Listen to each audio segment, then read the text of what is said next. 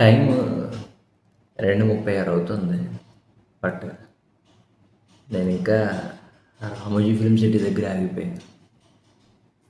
అరిచి అరిచి గొంతు కూడా పోయింది. మహేష్ అన్నని ఆ లుక్లో చూసి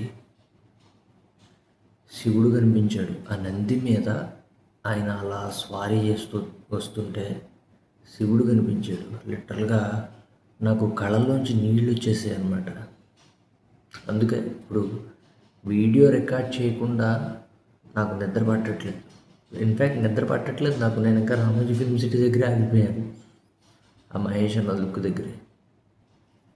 ఏమన్నా కాన్సెప్ట్ అది గ్లిమ్స్ అన్నారు కానీ అందులో మైథాలజీ ఉంది, టైం ట్రావెలింగ్ ఉంది, ఆంజనేయ స్వామిది, శ్రీరామునిది, కాళికామాత దేవి ఉంది. ఇన్ని లేయర్స్ ఒక ఫిలింలో ఇన్ని లేయర్స్ ఉంటాయా అని జక్కన్ గారు ప్రూవ్ చేశారు. మైండ్ ఎగిరిపోయింది నాకు. లిటరల్గా మైండ్ ఎగిరిపోయింది.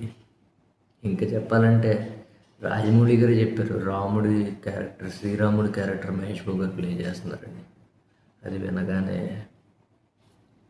నాకు కాసేపు ఏం అర్థం కాలేదు. ఆయన ఒకటే అన్నారు, రాముడి గెటప్లో మహేష్ బాబు గారిని చూసి గూస్ బంప్స్ వచ్చాయి నాకు. వాల్ పేపర్ కింద పెట్టుకున్నాను, తర్వాత మళ్ళీ లీక్ అయిపోతుంది కదా అని చెప్పి తీసేసాను. ఆయన్ని శ్రీరాముడి కింద చూస్తే గుళ్ళు కట్టేస్తారు.